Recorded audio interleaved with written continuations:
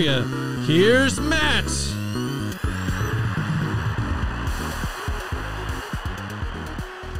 I love that. We did get the timing. Good fade out there on that one. Yeah. Well, I'm still fading. Very good.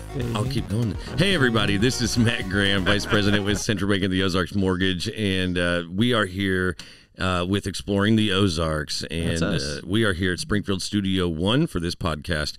Check them out if you ever need to record your own podcast, put on a small play music, or just need a space to rent for an event. Also, the Springfield Improv actually operates out of... They're actually having a show, well, I shouldn't say this Saturday because we're not airing this week, but it's every second Saturday they have a show at 7 o'clock. And that's a big deal till COVID hit, and then they rebranded. They used to be the Skinny Improv, now that they're Well, Springfield the guy Improv.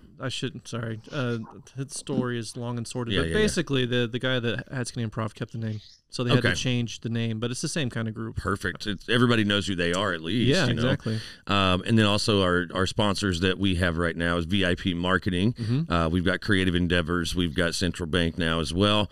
And Springfield Studio One. Springfield Studio One. So we do have sponsors. We do have more that are coming in, and we're trying to prioritize those, so bear with us on that. Yep. David, go ahead and tell them about what Patreon is for the masses. Patreon. Well, I mean, if you watch YouTube, if you do any sort of online consuming of content. Yeah, there you go. It's one of those things. You'll probably have heard many people talk about Patreon or some sort of way to support people monetarily online. So we have the sponsors like Matt talked about, but if you're an individual and you don't really want to spend $1,000 a month, though we will take it if you want to. We have Patreon, which has $5, $10, $25 tier levels where you pay that out monthly, and all that money goes into helping us do this show where we explore the Ozarks, tell stories, get cool people on the podcast that tell their stories. And you'll get shout-outs. You'll get stuff out, shout-outs. We're working on swag right now, and we'll have other things that we'll bring into that. So if you're looking for a way to support us, and Patreon's the way to go. That link should be in the description of all of our videos. So. There you go. And make sure to smash that like button, right? Smash that like button. So, I don't even like saying that. I'm trying to think of the... I don't even like saying that, but probably crickets is better there. But anyways, today... we have it seems like a theme that we keep going with, where we're probably going to turn this into a series like we talked about. We're working on the Explorer series. And the Explorer series just keeps blowing up on us. We didn't even realize it either, I don't think. No. The RAC people came on, it was like, wow, this is really cool.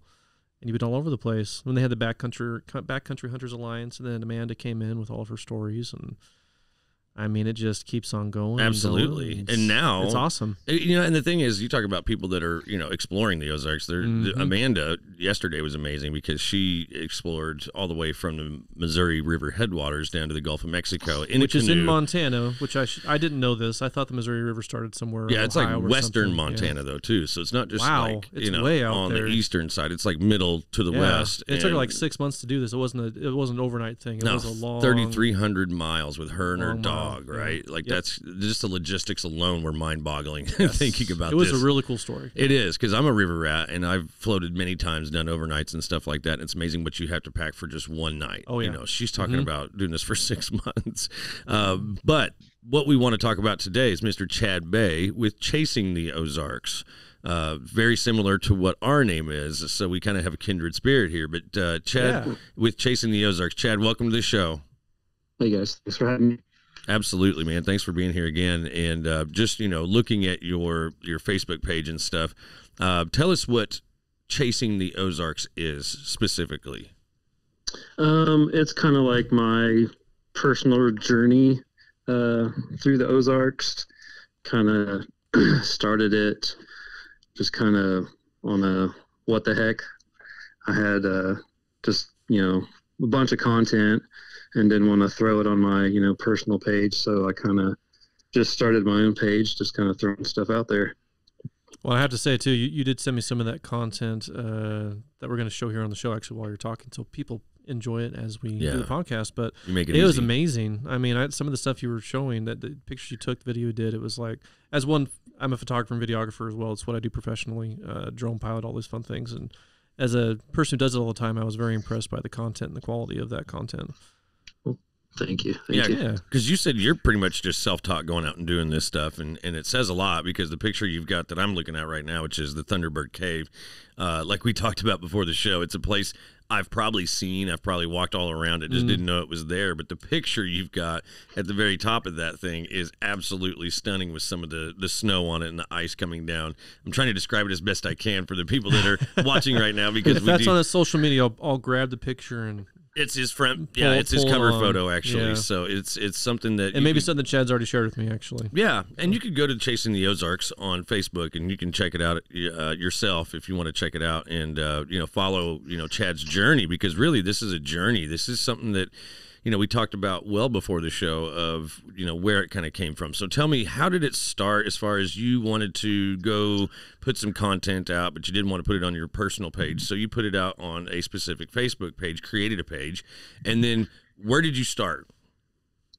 Well, it kind of started, if we rewind a little bit, maybe go back kind of a couple years before that. So I started the page in May of 2021. And if you go a couple years before that, I was really kind of clueless about, the Ozarks, what all was there. There is a lot. So hold on, where are you from then? Originally from Coffeyville, Kansas. Okay. Oh, all right. Okay. Born and raised there, lived there till, I don't know, early 20s or so, and then moved to Pittsburgh for a couple of years, and then I've been in Joplin, Missouri ever since then. Okay. So, yeah. I've actually been to Pittsburgh. Isn't that where Pizza Hut is headquartered out of there? Pretty sure, actually.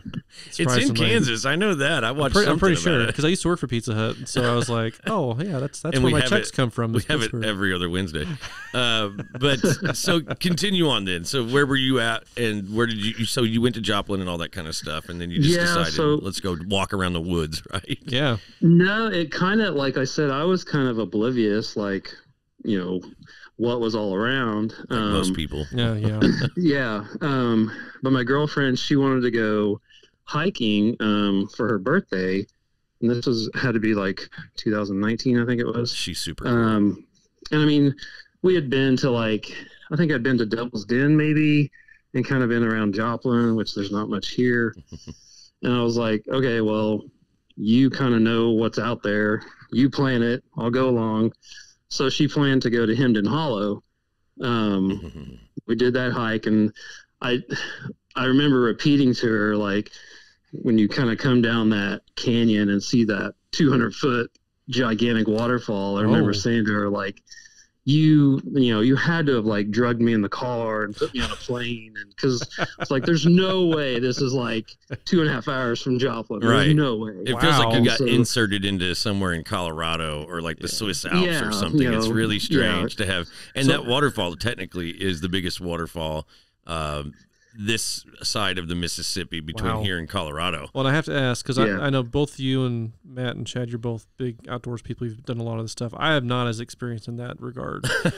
So where is this at exactly? I'm assuming near Joplin. Yeah, so no, it's not. South of Joplin, like Neosho? Yeah, go ahead. Let them know, Chad. No, it's about 2.5 hours. So Compton, Arkansas is the closest Buffalo River town to it. Okay. Buffalo River. You say Buffalo River like I know what you're talking about. Okay, I know what Buffalo River is. I know it's a river. We're about to do some education here then real quick. So the Buffalo River is probably, as far as gems are concerned in the Ozarks, you've got the White River, which is a massive river, and then you've got the Buffalo River, which is one of the most pristine protected rivers in the United States. It was the first protected river in the United States. Interesting. They had to keep it from being dammed back in the 60s, and there was a big, huge to-do about it. All the local people were very upset about it, which they should have been, because if it had gotten covered up by a lake, you'd have lost so much history. Yeah. And that's what the biggest problem was. But all these little gems along the way, one of the biggest reasons was Hemden Hollow.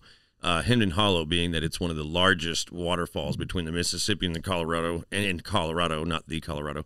That's a gem in itself. So once you walked into this place, you were probably a lot like everybody that walks down this. So first of all, it's a big, massive hill that you have to walk from the top of. around the falls and then down a huge steep ravine basically. And then once you get down in there, you can't see it at all. You can hear it on a good day. Sure, yeah. Most of the time it's not running that well, but it's enough to be about the size of this table type waterfall. Okay. And so about 4 feet across. Yeah, 5 roughly feet across, a couple feet. Every time I've been there, it's been fairly dry. But if you get lucky enough to where it is raining a couple days beforehand, that thing can get rocking and rolling. Enough to make a huge cavern to go through there toward the river. So you come down this hill, you take a left, and it's like the heavens open up into this huge horseshoe bend canyon type thing. And then at the end of it, you see just this water trickling over the edge of this cliff. So just like Chad, I had that same experience where I'm thinking, okay, I've looked at this in Tim Ernst books for years, and I'm like, I've got to do this, but I've heard it's a really difficult hike. And I was like, you know what? I'm done thinking about it. I'm going to go. I get down there and I didn't know what it was like either. So I was a lot like Chad, where I was like, is this a different world I'm in right now? Right. Because it's so gorgeous. And just the layers of rock and the bluff. Now I want to go. It's amazing. You might want to train a little bit first because it's a bit of What a hike. Are you saying, man? And we're going to go through this. What are you saying, man? But I will say this, my wife would probably agree with you. So I'll start training for the hike and make her happy, and then we'll just go. It's either that or you're going to want to take it easy no matter what, because and we'll talk about more experiences here in a minute. So go on with your story, Chad. Sorry to interrupt you. I needed the education. So yeah, so I mean, it was not a trickle on that day. I mean, it wasn't as heavy as it could have been, but I mean, it was. I don't know how much rain. I don't remember the days before, but it was definitely flowing really good, and it was really windy that day, so it was kind of doing the kind of flowing back and forth through the air. It was kind of magical, really, at that point. Yeah, sounds like it. It definitely lit the fire. I remember after that thinking, well, if there's that one, there has to be, like a couple more. Like, little did I know, there's literally thousands down there. Absolutely. And so, what did your journey look like at that point? Did you just first of all, you had to get back up that hill? Yeah, so, literally and metaphorically, right? She had warned me. The girlfriend had warned me, that. It's not just a walk in the park. It's definitely going to give you a workout. I was like, that's fine. Let's go. Yeah, we do a lot of running, so okay, good. All right. Well, to people that like me that don't run, I walk a lot. I hike a lot. It's probably the most challenging uphill hike that I've probably experienced because it doesn't ever end. It's a nonstop. I've been on some of those. It's one way down, one way up.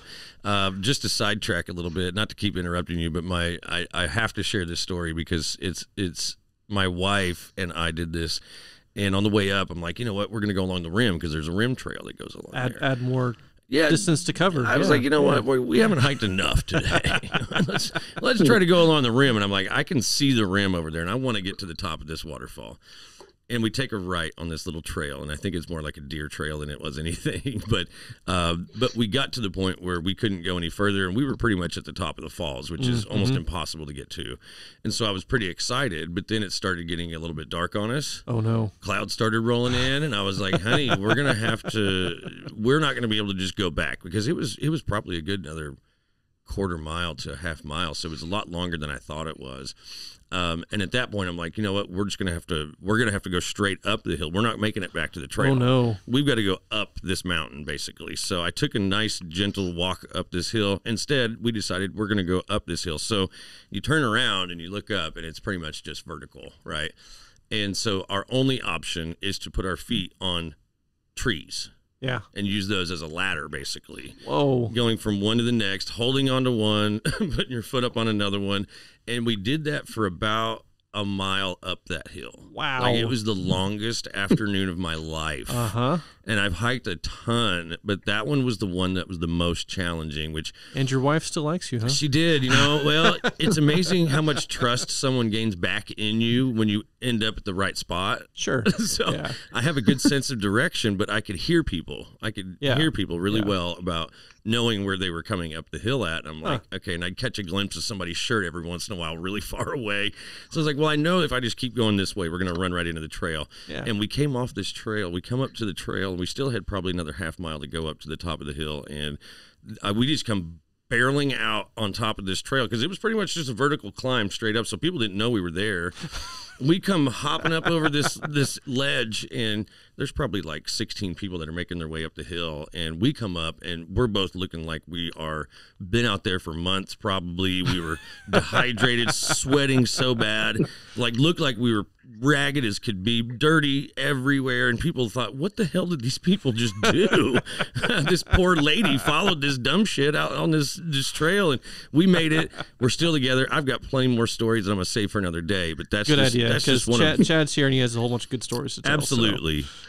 So tell us, where did your journeys go after that? Where's your so let's talk a little bit more about what happened after Hemden Hollow to kind of get you kickstarted in this.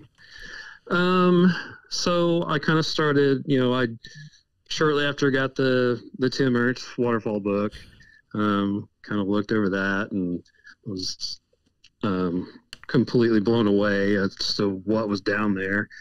And funny story in that is my parents lived in Little Rock. I don't know how long of a stretch it was, but they did live in Little Rock before I was born.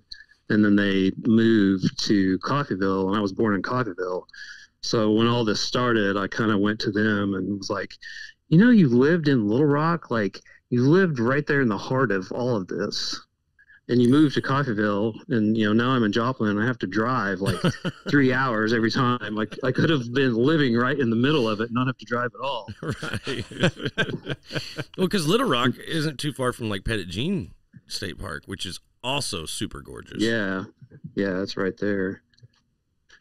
So where do you ever go down to Pettit Jean? Because it seems like you kind of hone in on the Buffalo River. Am I right? Yeah, I haven't been that far down because most of my trips are one day. So 3 hours there, 6-hour drive in a day. It kind of limits me on how far I can go. Well, how many trails do you think you've done at this point since you started all this? Oh man, so we're close to 2 years of, I don't know, I'm guessing 100 at least. Wow, that's a lot. No, that's pretty impressive to be able to do that all on day trips too. How has that worked out then with your social media experience? I mean, because that's you got this big page. I mean, how is that working out? Like, is it inspiring your hikes now? Are people like giving you suggestions, or are you just putting things out that you just happen to come across anyway? And how is that growth? I mean, because you have 25,000 followers. I mean, that's quite a few. It's a lot. So you're obviously doing something great. But how does that all work together? I'd say it's kind of a combination of both. Like, I definitely have those, in the beginning, definitely have those places that, definitely made a list. Like, yeah, you knew you have to do this, have to do that, start checking them off. And then once you start doing that, then you start realizing, well, I did that, but I drove past these 4 right here. That's what that gets were you on the way. That's what hooks you. Yeah. So then it's like, well, like a little drug. Yeah. I can hit those and go do that one again. So it just becomes, it's just like endless. Well, if you're anything like me, you're taking notes as you pass those places or dropping pins on your phone and usually with me, it's getting Tim Ernst books that I already have in my backpack or my wife's using it on the way down. I'm like, mark that down. Well, we should tell people who Tim Ernst is because and I always love playing the guy that doesn't know anything because I really don't. No. But I know we've talked about him before and we're planning to have him on the show, hopefully. Right. But he's a big time photographer, yeah. Right. So Tim Ernst is like the foremost photographer / author in the Arkansas area. I mean, and Chad, you said that you had a lot of you had his books too, yeah. Like, was he big influence? His waterfall book's amazing. Yeah. When I started, I kept hearing people, "Oh, you got to get the Tim Ernst book. Get the waterfall book." So I got it, and then it's amazing. Yeah, that's literally what they call it, the waterfall book. It's a list. I'm thinking we get a list of books like just hang right here on the wall. Dude, I've got them. I'll bring them. Yeah, do it. That sounds amazing. That's probably his more popular one, but he's got several of them. And they just keep coming too. And what's cool about it is he logs, what roads you need to take to get to the trailhead. That is cool. What happens from the trailhead. Full description. Parking locations and what to look out for. Don't take that trail. Take the one you need to take. I mean, it's very descriptive, which has helped me tremendously. Unless I decide to go on my own and do my own thing. But so is that on part of your list, Chad? Where were you trying to recreate some of his stuff initially? I should say, because now you're doing your own thing. But was it inspiring? I guess. Yeah, it was definitely inspiring. I don't have my book near me right now, but I'm guessing I probably am not even. I think his book has 200 plus, like in the book. I don't even know if I've marked off half. I was going to say, you know, what's really cool about the book is on the back, it's got check mark list of all the ones he has. Each chapter's got all the ones in it, and you can go in and check them off. I haven't found anything yet that would stay except for Sharpie on it, but I'm similar, where I just need more time to go back down and do it, you know. Yeah. Which I think this is kind of an addiction for you, like it is for me. Where you do want to keep going down and checking things out and researching. I even have a map of the Buffalo River that I printed off that's many different pages from a printer, right? Like that's all I had at home was just a single page printer. So I printed off sections of the Buffalo River, and I have it up on a big whiteboard at our house that I've got notes all over it for which, you know, and I'll take Tim Ernst's book and I'll look at where the descriptions are, because those aren't labeled with trailheads. It's just a topographical map, so I know kind of elevations. But I'll mark the areas where I think those are, and I go check mark them off, and then I go do them. So is that kind of how you started doing this, or did you just pick up a book and go, yeah, I'm going to go to here, and then you just, like me, like you said, you pick them up along the way? And then how do you format this with your time being 3 hours away? I mean, so how do you prioritize these hikes? Yeah, so in the beginning, it was kind of just, you know, I might kind of see or hear of one, and so I'd get his book and kind of look it up and, you know, find the directions to it, see how far away it was, you know, can I do this in a day? And that's kind of how it started. And then, you know, you'll see kind of different posts and here and there of places people have went, and then, you know, you get inspired by seeing that and want to go check it out for yourself. Well, and it's super cool that you're doing that, but you're also inspiring other people to do this. You know, I mean, just looking at anything that Tim Ernst does, that's what got everybody really charged up to want to go see any of these places. Yeah. But now you start seeing multitudes of people. Like when you go to Ponca, in any given day, if it's above 45 degrees or 40 degrees, their trailheads are packed full of people. Summertime, forget about it. Like it's hard to get to. So there's a lot more people that are learning about this, but there's few that are taking the steps like you do, Chad, and you're actually creating a page for this that people can go to and not bombard your personal page, but they're looking at your page, and it's inspiring to them to know that they need to go do these things too. Yeah. So I'm reading on your Facebook page, and this is something I kind of wanted to talk about. What was your injury that you had a horrible surgery? Ooh. That would be the girlfriend. Okay, that was your girlfriend that was hiking with you, though. Yes. So we were hiking Richland Creek. To Richland Falls and Richland Twin Falls. We were done hiking. We went to both of the waterfalls. On the way back, if you're familiar with that hike, there's kind of like a natural like sidewalk area. Yeah. We were just past that. It gets slick. Well, no, we were just walking along flat, you know, dirt trail.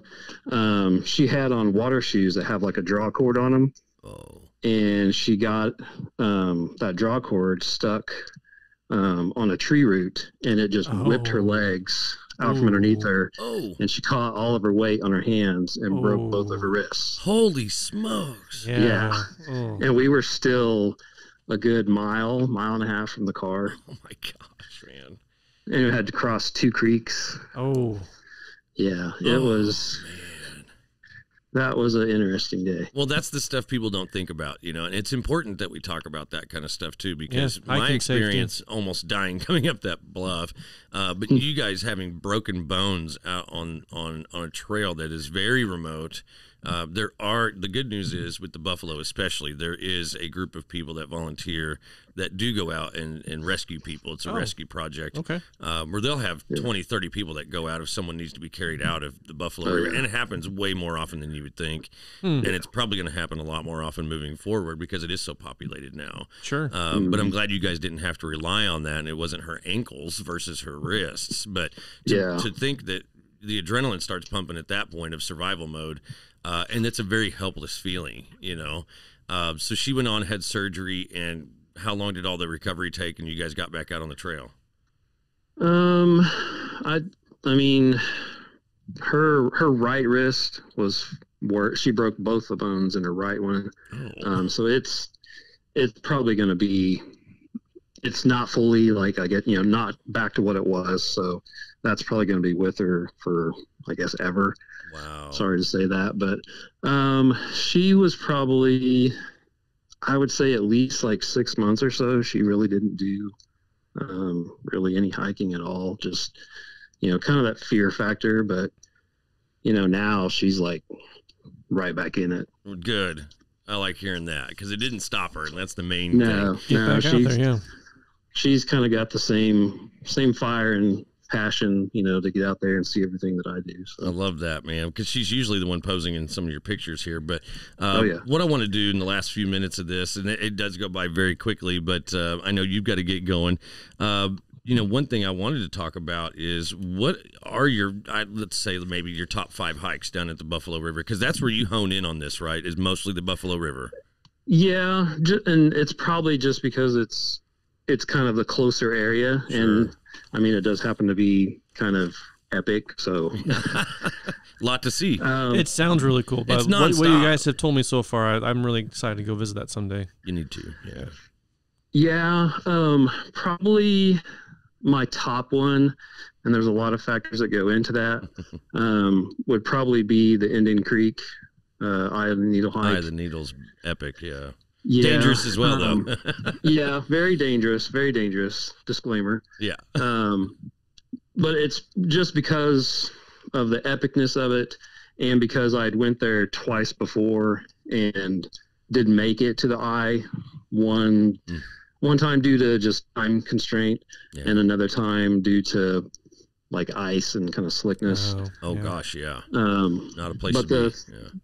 The third time I went, I hiked it solo by myself and made it, and it was after like 2 days of rain, and it was just epic. So man, that's definitely probably number one. Okay.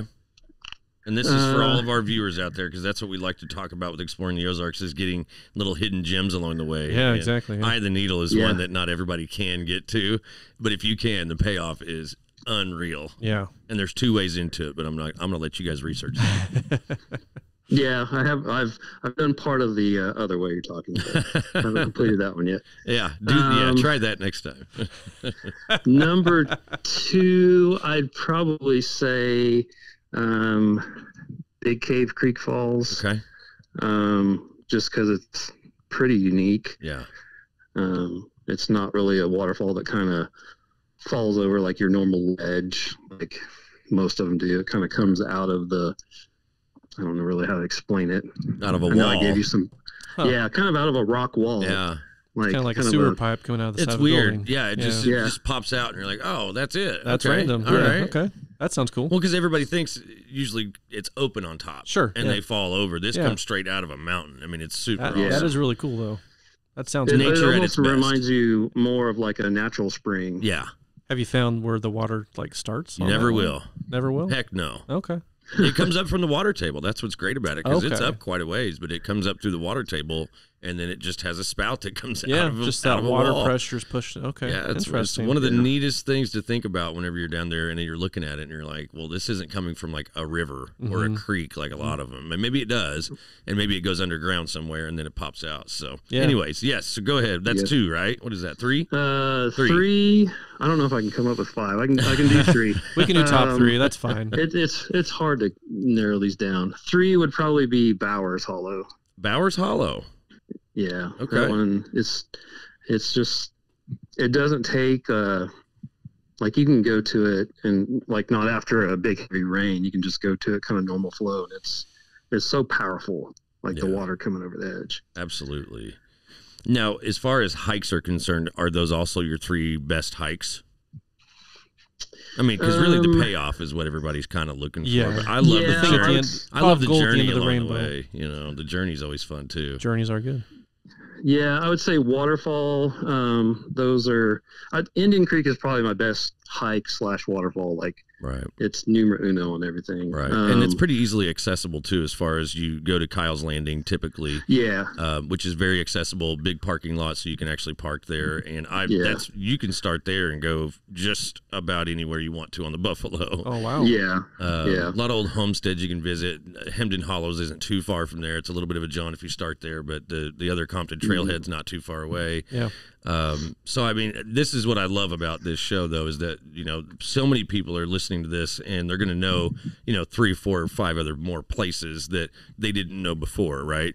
And one place I want to say that I think is one of the most overlooked, I guess, would be the situation there. And I think I may have mentioned this to you over the phone, but a place called Slady Place. Did we talk about that last time? Yeah, okay, you mentioned that. Yeah. So in between Kyle's Landing and Steel Creek, it's usually easier to get there from Steel Creek. Either way, it's a pretty uphill jaunt once you get going. But once you get past, what would be the entrance or the spur trail that takes you to Indian Creek, you just keep going and you go up to a hill, and they call it Slady Place because it's got slate that just outcrops out of the ground. Black slate all over the ground. It's actually really pretty. Yeah. But then if you look at the slate on the hillside next to you, you look over to your right and you can see, and it's got a big, huge outcropping where you see Horseshoe Bend, which is also known, if you're on the river, it's between Steel Creek and Kyle, so you kind of know where you're at. It's called Horseshoe Bend, but that's also where you stop if you're on the water to walk up to Hemden Hollows. So when you're on Slady Place, you almost get 190-degree view. Back to your left is Steel Creek. And then you look down Horseshoe Bend, you see Hemden Hollows across the way, so you can still see Hemden Hollows, technically.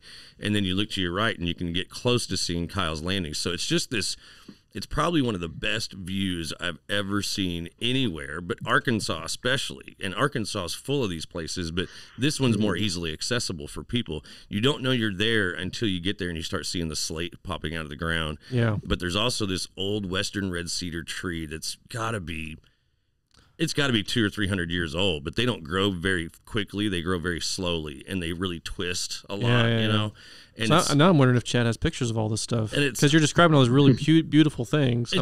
I'm just seeing it in my head. It's so hard to describe without being there. Have you gotten pictures of all that, Chad? That sounds like something you would get.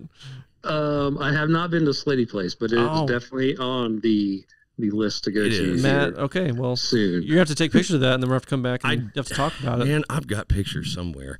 And I'm going to have to find it, because that was one of the first places I went to, because I just thought it sounded cool, because I saw it on a map, and I do have my topographical map, and I could see the elevation change, and I'm like, man, that's got to be up on top of a bluff. It's actually much higher than Hemden Hollows. I mean, it's probably 1,200, 1,300 feet, when Hemden Hollows is at like 300, 400 feet. Wow.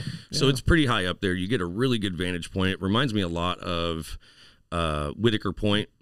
Hawksbill Crag is what they call it. It's got that kind of typical view, but it's much more open in its expanse. So so I'll leave you with something you need to go check out then, Chad. But thank you so much. I know you got to go, but thank you so much for being on our show and giving us a little bit of your knowledge on the Buffalo River area. And if you guys want to check it out, it's Chasing the Ozarks on Facebook. And I'm assuming do you have a YouTube channel for that too, Chad? I don't have YouTube, but I've pretty much got all the other socials. So what's the easiest way to find you then? Just through Facebook or Facebook's the easiest. Facebook, Legion, everything else. Well, 25,000 followers and counting. I'd say they know where to find you. Somebody's finding you. Close to 26. But dude, we're gonna have to have you live on the show or something like that. I'd love to go hiking with you and hit some trails with you and do some exploring together. That way, you can maybe find some new places. I don't know. I've lived here my whole life, so I'm kind of spoiled. But there's other places you need to explore too, not just on the Buffalo. But man, you're in the land of hiking, and really, again, I can't say it enough. But that's why we wanted to start this show, was to show people what's available to you. Yep. I was just having lunch with my buddies yesterday, and they're like, "Why did you do this?" And I was like, "Well, because I've lived here my whole life, and going and doing my explorations with these other places like Howler Bike Park, with the landing down in Branson, it's amazing to see how many people are here from around the world in the United States. I looked around at Howler Bike Park, and there was 23 cars that's in between Branson and Springfield. I look around, I see 23 cars. There's 3 of them from Missouri. The rest are from Florida, Louisiana, Texas, Kansas, Arkansas. We got a lot of cool places around here. And it's just, and I think that's really what hit home, was that we're trying to spread this awareness for people that just live in this area, that you have all of these things at your fingertips to go do. Don't take it for granted. Like, a lot of people did their whole lives. Yeah. Well, that's why we're glad that Chad's doing stuff like this too, because I mean, everything that Chad does, you're advertising the Ozarks and letting people know what's here. And it's a beautiful place to be, right? Yeah. Oh, definitely. Yeah. Awesome. Well, thank you, Chad. I'll let you get back to your day job. And we do appreciate you coming on the show. We're going to keep following you, keep following us, and keep exploring the Ozarks. All right. Thank you, guys. You bet. Thank you. Thanks again for listening to Exploring the Ozarks. Make sure to like, share, and subscribe to our social media channels to help us keep exploring the stories of the Ozarks. If you're looking for more ways to support our show, we have sponsorships for businesses and Patreon for individual supporters. Check the links in the description for more details. Thanks for your support, and keep exploring the Ozarks.